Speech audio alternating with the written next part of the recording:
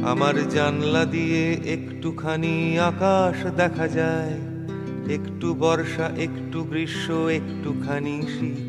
সেই একটুখানি চৌকো ছবি আঁকড়ে ধরে রাখি আমার জানলা দিয়ে আমার পৃথিবী।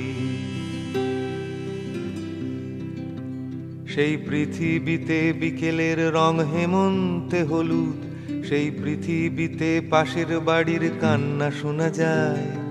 পৃথিবীটা বড়ই ছোট আমার জানালায়, আমার জানলা দিয়ে আমার পৃথিবী।